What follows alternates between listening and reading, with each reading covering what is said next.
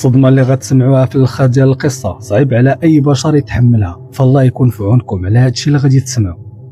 القصة ديال ياسر ماشي فيلم ولا مسلسل، كنا نقدروا نقولوا ان السيناريست كيبالغ في الاحداث الاليمة باش يشد انتباه المشاهد ويخلينا نتعاطفوا مع البطل حتى لاخر لحظة.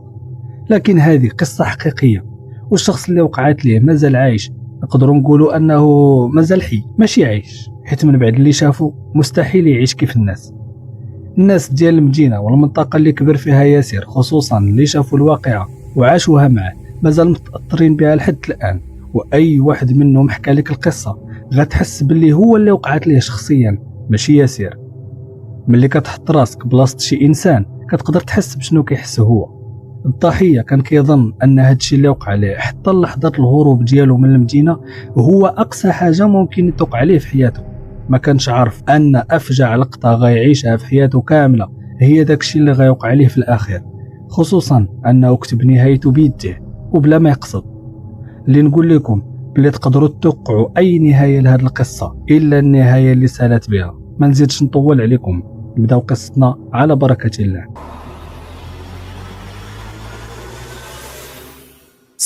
سمح قصتي. بسم الله والصلاة والسلام على رسول الله. كنتمنى تكونوا بخير وعلى خير وفي أحسن الأحوال.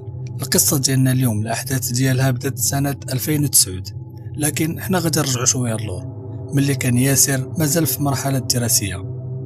ياسر دوز طفولة صعيبة، ما كانش متوفر عليه بزاف ديال الإمكانيات، لكن رغم ذلك قرأ وكافح وكان جدي ومجتهد، فنجح وتفوق في دراسته وتخرج مهندس في الهندسة الميكانيكية. قدر يحافظ على التفوق ديالو والاجتهاد ديالو حتى تعين في إدارة من إدارات الدولة. هذا ما كانش هو الطموح ديالو، خصوصا أن الإدارات في سوريا حتى هما بحال بزاف ديال البلدان العربية ما كيخلصوش مزيان. ياسر كان كيفكر بزاف في الهجرة، ولكن عنده واحد المشكل اللي عنده هو أنه عنده واحد الأسرة اللي صغيرة فيها هي الأب والأم ديالو، هادو هما اللي عنده في العائلة كاملة. با ومو كانوا كبار شوية في السن، بداو كيدخلوا في مرحلة الشيخوخة، فكان هو المعين ديالهم ماديا ومعنويا وحتى بدنيا. فهذا كان عائق بالنسبة ليه، ما قادرش انه يهاجر ويخلي والديه، وفي نفس الوقت ما عندوش الامكانيات ديال انه يدي والديه معاه لهذيك البلاد اللي غادي يهاجر لها. وحتى والديه ما كانوش قابلين انهم يخووا المنطقة اللي تسادوا وكبروا فيها.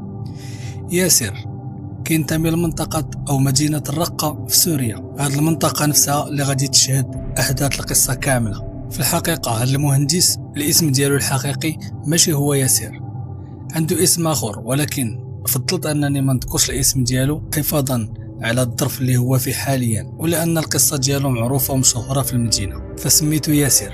سميته ياسر لأن القصة ديالو كتشبه القصة ديال الصحابي ياسر.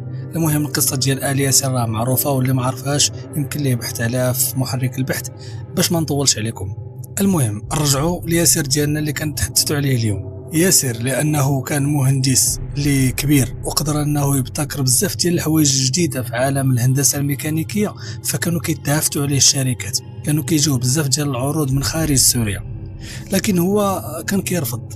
حتى لواحد النهار اللي قرر أنه ينتقل لواحد الدولة من دول الخليج. صيفطت له واحد الشركة كبيرة وقدمت له واحد العرض اللي مغري اللي يقدر يعيشه في واحد المستوى اللي هو كان باغيه. فهنا قال ضروري خصني نمشي، واحد جوج ديال الاختيارات على راسه، اما انه يمشي لهذيك الدولة ومن يزكي اموره يصيفط لوالديه يديهم معاه يعيشوا معاه تما الى قدر يقنعهم، ولكن هو كان تيشوف انه ما غاديش يقتنعوا ليه لانه عارف انهم متمسكين بالارض ديالهم كيف قلنا. فبقى لي الحل الثاني انه يمشي يخدم تما شي سنوات قليله يجمع فلوس مزيانه ويبدا يصيفط لوالديه، وفي نفس الوقت يقدر يدير مشروع ديالو في المدينه اللي كيسكن فيها ويرجع لحدا والديه. في سنه 2009 ياسر كيتعين في واحد الشركه اللي كبيره في وحده من دول الخليج. هاد الشركه مكنته من كل شيء ولقى فيها كاع داكشي اللي كيحلم به، لقى الوسائل، لقى الفلوس، السيارات، عنده الشيفور ديالو، عاطينو الفيلا، كل شيء عنده.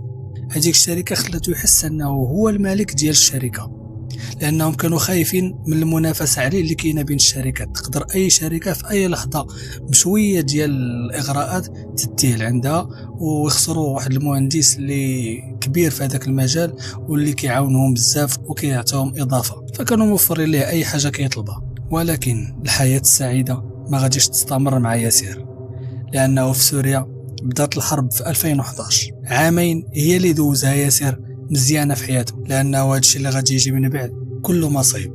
نض الثوره في سوريا، كان كيقول انه راه غادي تدوز كيف ما دازت في بزاف تاع الدول، الشعب غادي واحد النهار غادي يسكت وغادي يدخل في حاله وغادي تدوز الامور بسلام. لكن ماشي هذا الشيء اللي وقع. اللي وقع هو داك الشيء اللي شفناه كاملين. ترونت الدنيا ولات حرب، دول اخرين دخلوا على الخط، ترونت بالمعقول. لكن لحد الان كانت الامور بعيده على الوالدين ديال ياسر. ياسر كان خايف على والديه بزاف.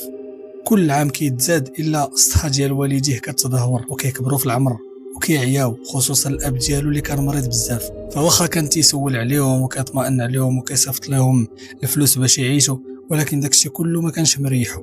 وحتى السيده اللي كانت كتجي كتقوم بهم مره اللي هو موصيها وشاده عليهم وكيخلصها، فما كانتش محمره ليه الوجه كيف كنقولوا، وما كانتش دايره داكشي اللي باغي، لانه ما عمرها غادي يمكن لها انها تعوضه هو. فبقى ياسر عايش بحال الفعل اللي مقطوع عليها الراس، خدام في هذيك الشركه وعايش حياه مزيانه، ولكن عقله ديما مع والديه. كيحس ديما بانه شي حاجه كبيره ناقصه، بانه ما مرتاحش، بانه بحال مخلين الصوف بلادو. الحرب نهار بعد نهار كتكبر وكتوسع الرقعه ديالها وكتوصل لبلايص ما كانش واصلاهم. فهاد المره وصلت لمدينه الرقه، يعني قربات للاهل ديالو، قربات للدار ديال والديه. ياسر ما فكر جوج مرات، قرر انه يرجع لبلادو ويرجع لمدينه الرقه باش يقابل والديه الراسو ويأمنهم من الحرب ويشوف لهم بلاصه اللي امنه يمشيو ليها. صحابو كانوا كيقنعوه، تيقول لي واش انت حماق صاحبي مخلي منصب قد الخلا في هذه الدوله وفي الشركه وموفر لك كل شيء، عايش بحال الملك. حنا كنتمناو هذيك الحياه اللي عندك، واخا حنا خدامين معاك وعايشين معاك في نفس الدوله وكنتمناو هذيك الحياه اللي عندك. انت فجاه بغيتي تخلي كل شيء وتمشي تعيش في واحد الدوله اللي فيها الحرب وتستقر تما وتخلي كل شيء، كاع داكشي اللي بنيتيه في حياتك بغيتي تخليه. قال لهم شوف، انا عندي في هذه الحياه هي والديه، ما كيهمني لا خدمه لا منصب لا فلوس لا سيارات لا والو، اللي بغى شي حاجه يديها، انا كيهمني والديه. فغادي نرجع نقابلهم حتى نشوف ربي شنو دار. الاصدقاء ديالو عياو يقنعوا فيه، والو هو اللي في راسو هذاك القرار اللي اتخذوا. قال لهم ما غاديش نتفرج عليه واخا طيح السما على الارض. الشركه وصلوا من الخبر، فقالوا يمكن ما بقاش عاجبها الوضعيه معنا، ياك ما نحسنوا ليه الوضعيه الماليه ديالو، ياك ما عجباش مثلا الفيلا فين ساكن، ما عجباش السياره، ما عجباش الظروف ديال العمل، شي حاجه اللي ما عجباش نقدروا نصلحوها عليه. فداروا معاه اجتماع وبيحاولوا يشوفوا شنو اللي ما مريحوش، علاش بغى يغادر الشركه. لكن هو قال لهم انا الشركه ما عمرني خدمت في هذا المستوى غير معاكم، وانا عاجباني الخدمه وما عندي حتى شي مشكل معكم. المشكل اللي عندي هو والديه، خصني نرجع باش نقابلهم. الشركه عرضت عليه واحد العرض اللي واحد اخر في بلاصتو ما يرفضوش، لكن المشكل ما كانش فيه. الشركه قالوا ليه والديك حنا نتكفلوا بهم ونجيبوهم لك من تما، والبلاصه المخيره في الدوله فين ما بغيتي تسكنهم حنا نسكنوهم لك، والايجار ديال السكنه على حسابنا. بغيتي تسكنهم معك في الفيلا الله يسخر، ما عندنا حنا حتى شي مشكل. لكن هادشي باش كنوعدوك ونقدروا نديروه. الا كان هذا هو المشكل الوحيد اللي عندك راه حنا قادرين نحلوه. قال لهم مشكل ماشي فيا، والديا ما بغاوش يخووا البلاد، انا براسي عيت ما نقنعهم، فغيسمحوا لي والامر فوق استطاعتي وما نقدرش نتاخذ شي قرار من غير هذاك اللي اتخذ، ضروري غادي نمشي لبلادي. فالشركه قادوا مع الحساب ديالو وقالوا ليه المهم الباب راه مفتوح في وجهك، وقت ما بغيتي ترجع حنا راه مستعدين اننا نعاودوا نعطيك نفس المنصب بنفس المواصفات. قال لهم الله يكثر خيركم وهز حوايجو ورجع في حاله لبلادو. وكانت هذه اول مصيبه واول نكسه غادي تطيح على راس ياسر. غادي يفقد الثروه ديالو اللي جمعها في سنين، وغادي يفقد المنصب ديالو والمكانه ديالو والمجهودات ديالو اللي دارهم لسنوات، كلشي هذاك الشيء غادي يفقدو في ساعه ديال المكانه، وغادي يرجع لبلادو باش يعاود من الصفر، ماشي من الصفر، قل من الصفر. انكم كتعرفوا البلاد اللي فيها الحرب فرا ماشي بحال البلاد اللي مستقره، وحتى حاجه فيها ما غادي تكون ميسره. ياسر رجع لبلادو وبقى مقابل والديه كيراعيهم، لقاهم تزاد عليهم الحال ومرضوا بزاف، ماشي كيخلاهم، صحتهم تهلكات والمرض زاد كلا جسمهم، وهذيك السيده اللي كان شاد لهم ما كانتش قايمه بالواجب كما خصو يكون. فبهذاك شويه الفلوس اللي جاب معاه واللي بالكشيفه باش قدر يدخل منه شي حاجه، لانه البلاد كلها سيبه، ومنين ما دزتي خصك تعطي الرشوه، وخصك تهضر مع هذا وتجامل هذا وتعطي لهذا وتقلب على اللي يهضر لك مع الاخر. اي مسؤول في شي اداره كيخصك تدور معاه وتعطيه الفلوس، يعني الثروه ديالو تقريبا كلها مشات في الرشاوي باش يقدر يدخل شويه ديال الفلوس من داكشي اللي جمع في الدوله الاخرى. ففعلا داكشي اللي كان، لكن دوك الفلوس اللي دخل كلهم خسرهم في المرض ديال والديه، وفي اي حاجه بغى يديرها كيخصو يدور، فما بقى عنده والو. كان كيوقفوا مع شي ناس معارف ديالهم، يقدر يخدم شي خدمه بسيطه بحال هكا، كيخدم يومي ماشي خدمه اللي مرسمه، كيخدم يقدر يخدم نهار يومين يقعد، يخدم سيمانه يقعد شهر، المهم كيقدر يجيب على الاقل هما ياكلوا وباش يوفر شويه على العلاج لوالديه. هادشي اللي كان.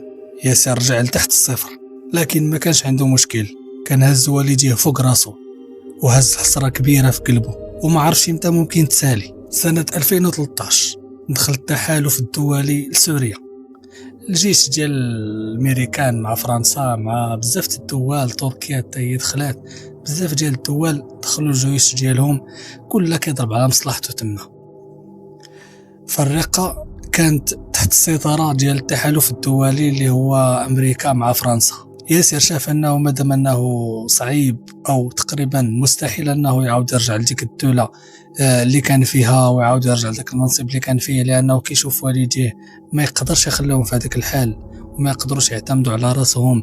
يعني الا بغى يجيبوا غير الماكله خصهم قيامه باش يجيبوا الماكله ولا يوفروا شي حاجه اللي ياكلوها، وخصهم واحد الفيلم يديروه كل نهار غير باش ياكلوا. منها دوك البراجات اللي كيكونوا دايرين الجيوش، وقف في البراج الاول يسولوك شكون انت، مع من تاع من تابع، شكون اللي كتدعم، ويبقاو يسولوا فيك عاد الخدمه اللي ما كايناش، عاد المؤونه اللي قليله ولات بحال الكونتربوند. يعني هادشي انسان اللي كبير في العمر بحال زدتيه مرض اخر على المرض اللي عنده، ما يقدرش انه يدير هادشي يوميا. فتحتم على ياسر انه يجلس يراعي والديه.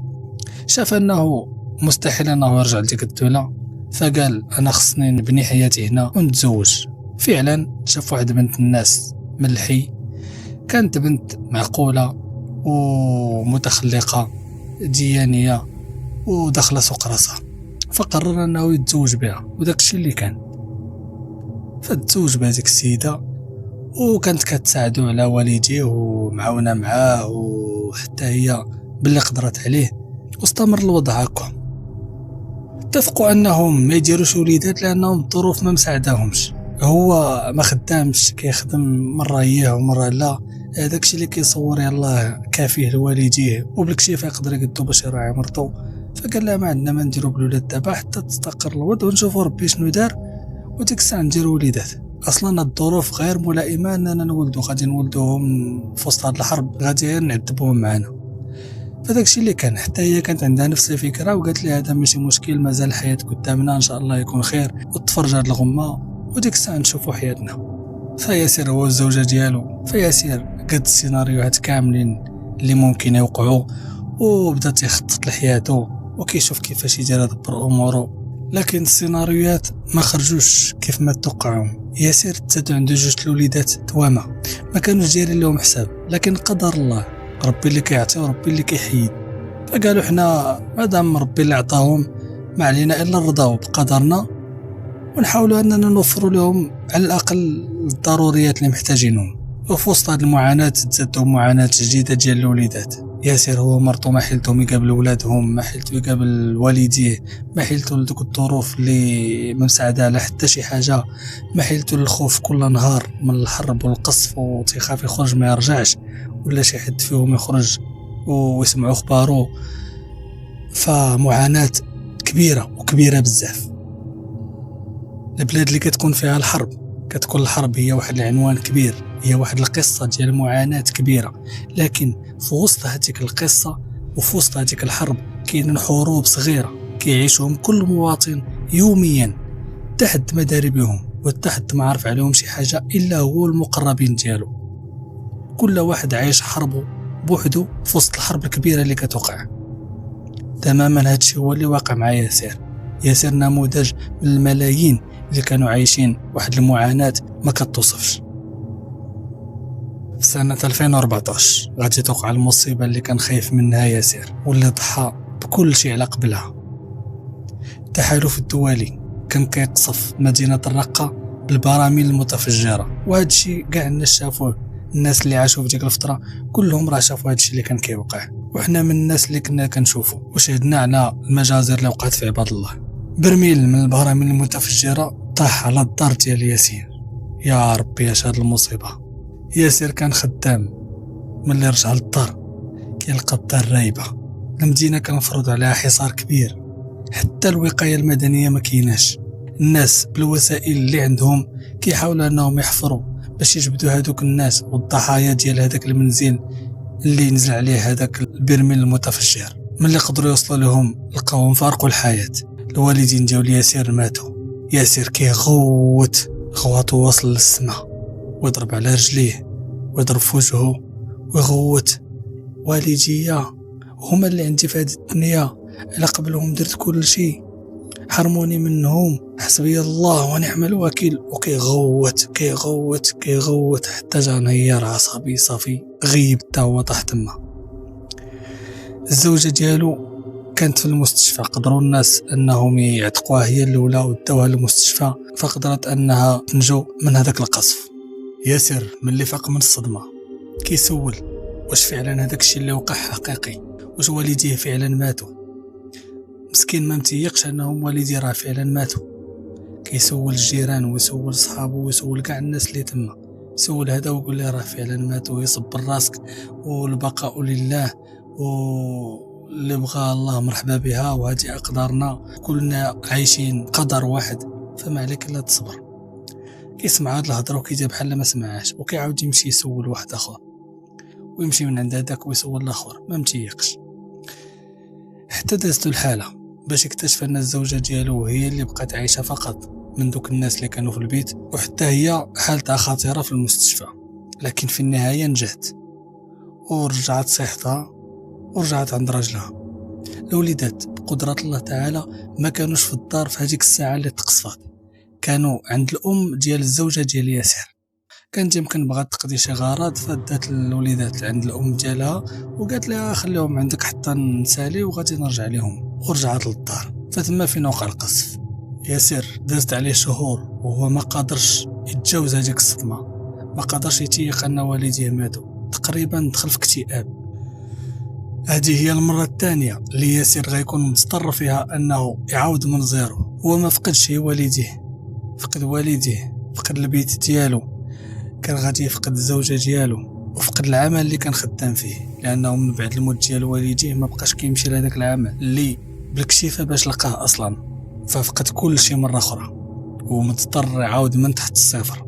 الجيران ديالو قدروا أنهم يوفروا ليه واحد المسكن مؤقت يسكن فيه هو ومرته ووليداته حتى يشوف ظروفه ويشوف واش لقى شي حل، واش لقى فين يسكن، واش لقى شي خدمه. داز عام وياسر مستقر في هذاك المنزل هو الزوجه ديالو ووليداته. الزوجه ديالو كانت عندها واحد المعزه خاصه عند ياسر، لانها تهلط ليه في والديه وصبرت معاه لكاع الظروف، وشاف انه في لحظه كان غادي يفقدها حتى هي، فكان مهلي فيها بالمعقول، يحيد من راسو ويعطيها هي وليداته. وكانت عزيزة عليه كيف قلنا، واحد المعزة اللي ما تصورش، خصوصا ان الام ديالو كانت كتوصي عليها وكتقول لها هاتيك بنت الناس تهلا فيها، راه معاونانا، راه دايره لينا، راه عزانا، راه بزاف ديال الحوايج اللي صعيب يديرهم لك شي انسان كانت كديرهم هي. هادشي زاد خلاها عزيزة عليه أكثر، لأنها بحال ولات الوصية ديال الوالدة ديالو. تيقول لها هادشي راه ما غاديش يستمر، ما يبقاش فيك الحال، راه غادي نعاودو حياتنا وغادي يكون الخير إن شاء الله. أنا والديا هما اللي كانوا حابسيني، دابا راه توفاهم الله، يعني مع الوقت نجمع شوية ديال الفلوس ونعاود نرجع للدولة اللي كنت خدام فيها ولا لدولة أخرى أنا بشهادتي، وقادر أنني نعاود من الأول ونعيش في مستوى مزيان. القضية مسألة وقت. فبقى كيخطط من جديد الحياة ديالهم كيفاش غتكون في المستقبل، ولكن هو كيخطط والقدر كيخطط. دابا داز عام ونص باش برميل متفجر قتل ليه الوالدين ديالو، وباش بدا حياته الجديدة مع الزوجة ديالو في دار جديدة. برميل جديد كيطيح على الدار الجديدة، كينفجر، فكتموت الزوجة ديالو. فانتم تخيلوا الوضعية، تخيلوا وضعية واحد الإنسان اللي مازال ما فاقش من الصدمة ديال الوفاة ديال والديه. الزوجة ديالو حتى هي كتوفى، وبنفس الطريقة برميل كينزل مباشرة على البيت اللي قاعدة فيه الزوجة ديالو، ما كيخلي فيها حتى عظم صحيح. الجيران بمعجزة كيقدروا انهم يخرجوا هذيك الجثة ديال الزوجة ديال ياسر من تحت الأنقاض. ياسر هي شافها طاح عليها وكيبكي وكيبكي وكيبكي، تيقول علاش انت خليتيني، علاش انا اي حاجه عزيزه عليا كتمشي، علاش اي حاجه حبيتها كثر من بين يديا، انت اللي كنتي عندي، انت اللي بقيتي لي من ورا والديا، انا ما بقى لي علاش نعيش في هذه الحياه. ياسر هو في هذه الحاله تفكر ولادو، قال لهم فين هما ولادي، واش جبدتهم؟ هما راه كانوا مع امهم، ولكن ماشي في هذا البيت فين لقيتوها.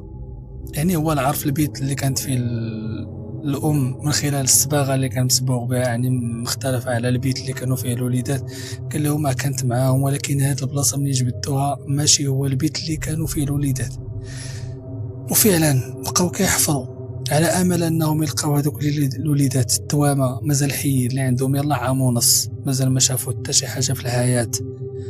كيحفروا فما حدهم كيحفروا وكيسمعوا الآنين ديال الوليدات صغار مازالين على قيد الحياة.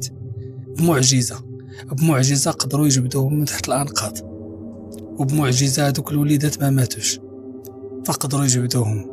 الوليدات الحمد لله مازال حيين، على الأقل واحد النقطة بيضاء في وسط هذا السواد كامل اللي كيعيش فيه ياسر. وليداتو بقاو على قيد الحياة، على الأقل بقات ليه شي حاجة اللي يقدر يمني نفسه أنه عايش على قبلها، وخا هو في الحقيقة فقد كل شيء.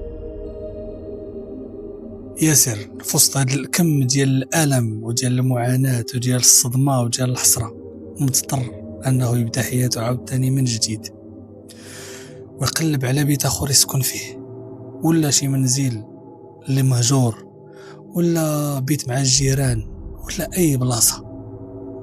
المهم يخبي هذوك الوليدات ويخبي راسو من القصف اللي كيضل ويبات في هذيك المدينة. ياسر المهندس اللي كانوا كيوقفوا يعطيوه السلام، اللي كان عنده شيفور وطوموبيل آخر موديل، اللي كانت عنده فيلا نقولوا عليها قصر ماشي فيلا، كان عنده منصب قد الخلا في شركة، كانوا كيتسابقوا عليه الشركات. لحد الآن هو دابا ما لاقيش فاش يخدم، ما لاقيش الحليب لوليداتو اللي مازال كيرضعوا، ما لاقيش ليكوش، ما لاقيش الماكله، ما لاقيش حتى الامان اللي يامنهم فيه وما يخافش عليهم.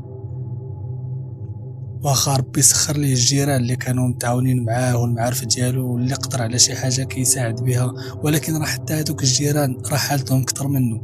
راه كل واحد كيف قلنا تيعيش حربه بوحده وعايش قصته والمعاناه ديالو بوحده.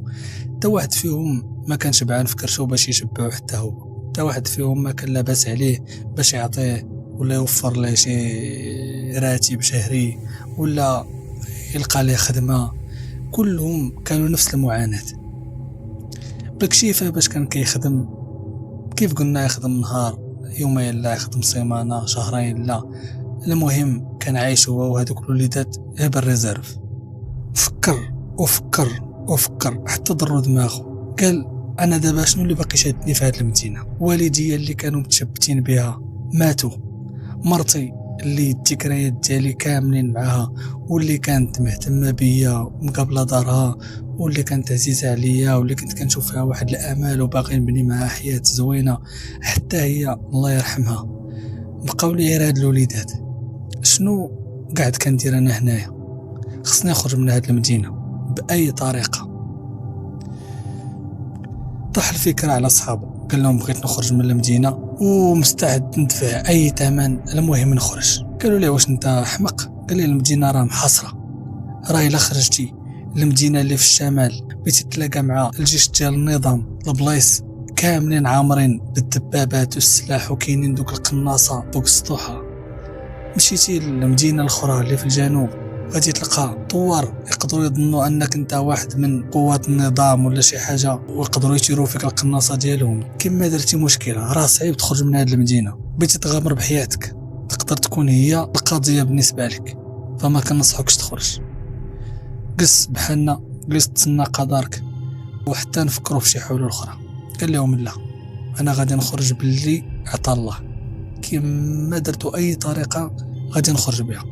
فبقى كيسول هنا ويسول هنا، تيقول لي انت اصلا دابا كي بغيتي دير؟ واش غادي تمشي وتخلي ولادك؟ راه عندك جوج الوليدات، شنو غادي دير؟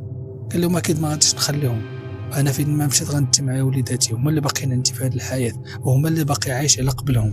المهم عطاوه النمره ديال شي واحد اللي يقدر يساعدو، واللي على طريقه بزاف ديال الناس كيعطيهم ارشادات باش يخرجوا من المدينه. بزاف ديال الناس خرجوا من المدينه من يتبعوا النصائح اللي قال لهم. هو راجل كبير وعارف المداخل والمخارج ديال المدينه، وعارف الانفاق اللي كاينين، وعارف بزاف ديال البلايص اللي يقدر يدوز منهم، وكتبقى عليه ديك 50% احتمال انه تنجح ليه العمليه، و50% انه يتقتل ولا يتشد. فمشى عند هذاك الرجل، اتصل به، دار معاه موعد، قال ليه دوز عندي. قال ليه بغيت نخرج من المدينه وعندي جوج الوليدات الدوام، بجوجهم عندهم عام ونص، فما عرفتش شنو ندير.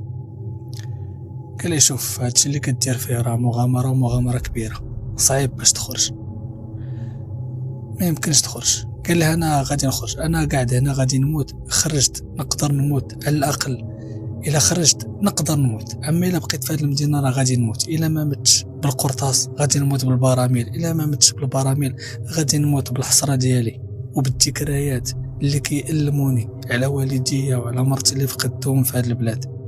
خصني نخرج من المدينه واللي ليها ليها. قال لي مادام القضيه هكا وانت مقرر وما عندكش رغبه في انك يعني تسمع النصائح ديال الناس، فعلى الاقل دير واحد الحيله كانوا كيديروها بزاف ديال الناس. قال لي هذوك الوليدات الصغار كي غادي دير لهم؟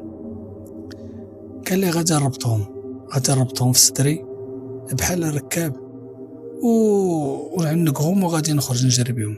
قال لي اش كترقع؟ قال لي واش عرفتي شنو هي وليدات صغار؟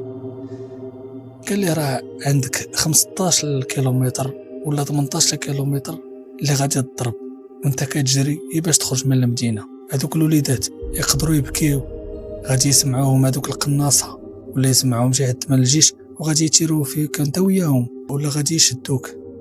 هذوك الوليدات غادي يضربوا من الجوع، غادي يحتاجوا بزاف ديال الحوايج، ما غاديش تنجح لك العمليه. قال لي واخا، باش نوض تنصحني شنو ندير دابا؟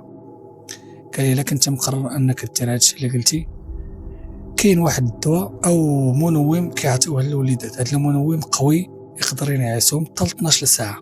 غادي تخرج من المدينه في الليل باش على الاقل الليل كتكون الحركه قليله وكيكونوا عدد الجنود ناقص وكيكون الظلام، تقدر تخبى من بلاصه لبلاصه، تخرج من المدينه. وديك الساعه راه ملي غادي دوز 12 ساعه غادي يفيقوا هذوك الوليدات، وديك الساعه منك اللي هما معاهم بحرك. ياسر قال لي واش تقدر توفر لي هذا المخدر هذا اللي قلتي؟ قال لي موجود، اعطيني واحد الساعتين ويكون عندك. قال لي وصافي، الا كانت ساعتين انا اليوم غادي ننفذ، اليوم غادي نخرج من المدينه. ففعلا هذاك السيد وفر ليه هذاك الدواء، عطاه الفلوس ديالو، لانه هذاك الدواء ما كانش موجود، راه كان غالي، راه كان كيتباع بحال المخدرات، يعني بزاف ديال الناس كيطلبوه، وفي وقت الحرب تيكون بزاف ديال المنتوجات صعيب انك تلقاهم، لذلك كان الثمن ديالو غالي. ولكن رغم ذلك عطاه كاع داكشي اللي عنده، قال لي انا بغيتي هذاك الدواء وفروا لي باي ثمن طلبتي نعطيه لك. فداك الشيء اللي دار ياسر. وصل الليل، فبدا كيخرج من المدينه بشوي بشوي، يدوز من هاد الحي، يسمع شي دبابه دايزه، يتخبى في شي دار، يتخبى تحت شي دروج، ينزل في شي حفره، وهز وليداتو واحد على صدرو وحط ليه راسو على كتفو اليمني، والاخر على الصدر وحط ليه راسو على كتفو اليسري، وعقدهم بواحد الشريط ديال الدوب بحال ديالهم الركاب، عطاهم هذاك الدواء، فبجوجهم غيبوا. المهم بقى كيتنقل بين الطيور وبين الدروبه وبين الزناقي وبين الشوارع، مرة يسمع شي حس ويتخبى، مرة يعاقب به شي واحد ويتبعو ولكن كيتخبى ليه في شي بلاصة ما كيلقاش، مرة كيحس بحال شي واحد من وراه كيدور ما كيلقى والو حيت الظلام. المهم دازت عليه الطريق مرعبة، 15 كيلومتر خصو يقطع عجري وينفذ بسرعة باش ما يبانش، باش ما يحصلوش وباش ما يكتشفوش الامر ديالو. ما هز معاه حتى شي حاجة من غير واحد القرعه ديال الماء كيشرب منها في كل مره جومه باش تقدر تكفيه لهاديك 15 كيلومتر كامله اللي غيدوز فيها تقريبا ليله كامله من تحت الظلام حتى الفجر. اللي وقع وهو هارب مع واحد الدرب، فواحد من القناصه شافو وهو يتيري فيه بالمكحله. ملي كنتخيل اش وقع الحمي كيبرش عليا، تيرا فيه بالقرطاس، القرطاسه ما جاتش فيه، جات في واحد من ولادو اللي عنده عام ونص ولا هزو في صدره. ياسر ما شاف والو في هادشي لانه كان في الظلام. ملي خرج واحد البلاصه شويه فيها الضوء كيبان ليه القرطاسه جات في الولد ديالو. يا الله، الموقف اللي فيه هو لا هو قادر يبكي ولا هو قادر يغوت ولا قادر هو ينتقم من هذاك اللي قتل ليه ولده، ولا هو قادر يكمل الجرح، لانه الا غوت غادي يسمعوه وغادي يعاودوا يتيروا فيه ويقتلوه هو والولد الاخر. بقى كيتنخسس وكيبكي في خاطره، كيبكي كيبكي كيبكي، دخل تحت واحد الدروج كيبكي كيبكي كيبكي كيبكي وكيغوت وعاد في التريكو ديالو باش ما يسمعوش. كمية الألم ما يمكنش. مشى واحد الكيلومتر اخر وهو كيتخبى. شنو بغا يدير؟ قال دابا هاد الولد مات، ولدي مات، ما نبقاش هازو، غادي يتقل عليا، احسن انني نكرمو ونحفر ليه وندفنو باش يخفف عليا على الاقل الحمل، ويبقى عندي الوليد الاخر نخرج من المدينه انا وياه.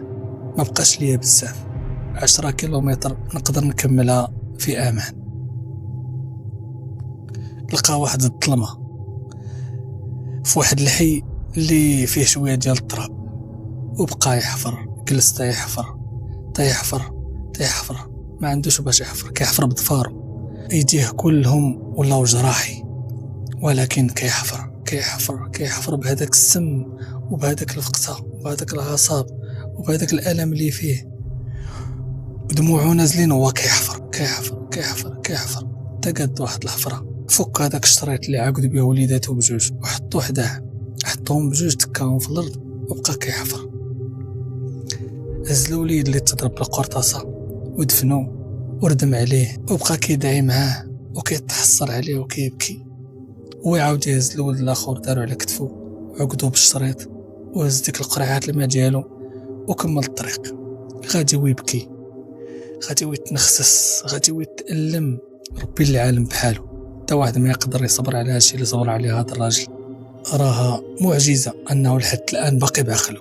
هادشي اللي شاف راه ما تتصورش، هادشي كله اللي شفتو ما كيسوى والو قدام هادشي اللي جاي دابا، ما كيسوى حتى الربع فيه. هادشي كله اللي وقع عليه نقولوا انه وقع بسبب ناس اخرين، بسبب جهه اخرى هي اللي تعدات عليه، هادوك هما اللي قتلوا ليه والديه وقتلوا ليه مرته. لكن هادشي اللي غيوقع دابا غيديروا بيديه بلا ما يقصد.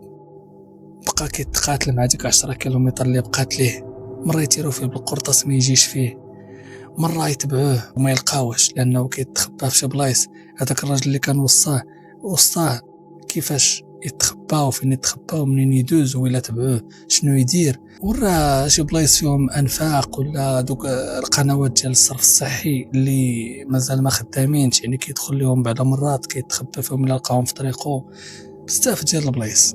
فكان غادي وكيناور كيقطع كيلومتر بكيلومتر، ثانيه بثانيه، دقيقه بدقيقه، كل دقيقه كدوز عليه بحال النهار، وهو كيقول في اي لحظه نقدر نموت. غادي يشك انه يقدر يكمل هذاك المسار، خصوصا انه مع داك الالم اللي فيه ديال ولده اللي تقتل قدام عينيه من بعد ما مات مرته ووالديه قدام عينيه. فهذاك الالم كله قادر انه يفشله، ما يخليش حتى يزيد باقي، حتى يتمشى، حتى يفكر. لكن رغم ذلك صمد وقال انا عندي واحد الهدف خصني نوصل ليه، على الاقل بقى لي في الحياه هاد الوليد نكمل انا وياه الحياه. وداك الشيء اللي دار، استمر في هذيك 10 كيلومتر اللي بقات ليه، مره يجري، مره يتمشى، مره يوقف يتسارح، مره يهز حبه من هذاك الماكله اللي هز معاه يديرها في فمو، مره يشرب جغمات الماء ويكمل طريقه. النقطه المضيئه الوحيده في هذه القصه الحمد لله انه اخيرا قدر يخرج من هذيك المدينه، لقى راسو بين يدين الطوار. مع خرج من المدينه ودخل للمدينه الاخرى، شدوه الطوار قالوا ليه شكون انت، واش انت مع النظام ولا مع اين جهه؟ قال لهم مع اللي وقع اللي وقع اللي وقع اللي وقع، انا ما مع حتى شي حد، انا واحد الراجل طلب السلامه وبغيت نعيش الحياه الكريمه، وكنت بغيت نعيش والدي احسن عيشه حتى ماتوا قدامي. وعاود لهم القصه كامله اللي وقعت ليه من الالف حتى الياء، من اللي كان في الخليج من 2009 حتى 2015 اللي وقع فيها هذا الشيء. المهم قعدوا عطاوه الماء، عطاوه ياكل، وساوه في هذاك الوليد اللي مات ليه. قالوا له واحد بعد هذاك الوليد اللي هز، قال لهم لا راه عاطيه منوم، يعني ما خفيف بالنسبه لي ما ثقيلش، انا ما ساخيش به، هو اللي باقي ليا في الدنيا، انا هكا كنشم ريحته وكنحس بالدفء ديالو، فهي خليوه ما بغيتش نحطو. قالوا لي علاش هزوه هو ميت؟ قال لهم لا ماشي ميت هو حي. قالوا لي شوف الدم، شوف الدم في حوايجه. قال لهم لا لا هذاك الدم راه ما عرفتوش شنو، هذاك الدم راهي ديال خوه اللي مات، اللي عاودت لكم عليه، اللي دفنته قبل ساعات هادي. ملي تضرب بالقرطاس راه الدم ديالو طار عليا وطار على خوه وطار في كل بلاصه، انتم كتشوفوا حالتي كي ولات بالدمايات. قالوا ليه واسي ياسر والله يهديك الله يهديك الله يثبتك، هذا الوليد راه ميت. قال لهم لا ما يمكنش يكون ميت، الولد راه حي دابا يفيق، انتم غادي تشوفوا. وبقى كيضرب ليه في حنكو وكيحرك فيه باش يفيق من هذاك المخدر اللي دار ليه. قال لهم هاي تاثير المخدر مازال لي ساعه ويفيق، مازال ما كملتش 12 ساعه. قالوا ليه والله يهديك الولد راه صفر والحموز راقد والطعرق ما كيضرب فيه، الطعرق ما كيتحرك، القلب راه ساكت، الولد راه ميت. قال لهم كيفاش ميت؟ الولد راه حي، واش نتوما بدو تحمقوني؟ واش انا ما كيبان لكمش هادشي اللي انا فيه؟ واش باغيين تعذبوني؟ عذبوني، ولكن ما تقولوش لي هاد الهضره هادي، ولدي راه حي ماشي ميت، انا راني بعقلي ماشي حمق باش تقولوا لي هاد الهضره. قالوا لي واخا ما اختلفناش معاك، يجلس وبرد بلا ما تعصب. حط الوليد فحل هذاك الشريط ديال التوب، وحط الوليد كيقلب ليه يديه هزها وكتلقاه طاحت، قلب ليه قلبه لقاه ما كيضربش، دار وجهه عند النيف ديال ولده لقاه ما كيتنفسش. ملي هز هذاك التيشيرت ديال الوليد طلع عليه حوايجو بحال هكا باش يتاكد واش هو الوليد اللي تضرب ولا هو الاخر. كيلقى الوليد مضروب بقرطاسه في قلبه. ملي كان تيحفر وملي دفن في هذيك التلفه وفي هذاك الظلام، دفن الولد الحي اللي عاطيه المخدر، وخلى الولد اللي تضرب بالقرطاسه هو اللي بقى هاز معاه. ايوا هنا الصدمه ولا لا يوريكم شنو دار. بقى كيغوت ويبكي ويتألم وطيح كيتمرمد لهم في الارض دمه وكيغوت وتيقول لهم لا ما يمكنش. قالوا لي دابا شنو غادي دير؟ قال لهم غادي نرجع. قالوا له فين بغيتي ترجع؟ قال لهم غادي نرجع ونحفر هذاك القبر وغادي نجبد ولدي وندفن هذا اللي ميت ونزل الاخر اللي حي نجيبو. ايوا رجع مع ديك الطريق وما تيقول لي ودي فين غادي ترجع؟ راه غادي يقتلوك، راه غادي يتيروا فيك. قال لهم غادي نرجع، منين جيت غادي نرجع. رجع فعلا مع ديك الطريق، راجع وكيقلب على البلاصه اللي دفن فيها الولد، كيقلب حتى لقى القبر. ملي لقى القبر كيلقى انه الولد مختنق تحت التراب وتوفى. يا الله على كمية الألم اللي عاشها هاد السيد هذا، واخا يكون قلبه حجر، راه بزاف هادشي اللي وقع ليه. واش كتخيلوا كمية الوجع وكمية الألم اللي عاشها ياسر؟ مقاوتش على ركابه وكيخوي على وجهه التراب وعلى راسو التراب وكيقول علاش الحياة عطاتني كل شيء وحيدت لي كل شيء في خطرة. علاش غير انا اللي كيدوز عليا هادشي وكيتحسر على هادشي اللي وقع ليه. جاتو صدمة عصبية، من بعد منها ياسر فقد عقله رسميا، ولا مجنون، ولا كيدور في الأحياء ديال مدينة الرقة كيهضر مع راسو وحالته ما ترضاش للعدو، حوايجو مقطعين، شعرو منكوش، كله مغبر. من بعد ما كان مهندس قد الخلا ولا مجنون كيدور في الأحياء. السكان ديال الحي وقت ما شافوه كيتحسروا عليه. هذاك الراجل اللي كان قدامهم اي واحد كيتمنى يكون بلاصتو ماشي بحالو، كانت نهايته هكا كيف كتشوفوا. الا كنا غنديو شي عبره من هاد القصه المؤلمه فهي الدنيا دواره، وحتى حال ما كيدوم، واللي طاق في الحاضر كتر من القياس غادي يشوف الغرايب في المستقبل. كنتمنى تشاركوني آراءكم في التعليقات. الله يبعد علينا وعليكم مكاتب السوء. نشوفكم في قصة أخرى إن شاء الله.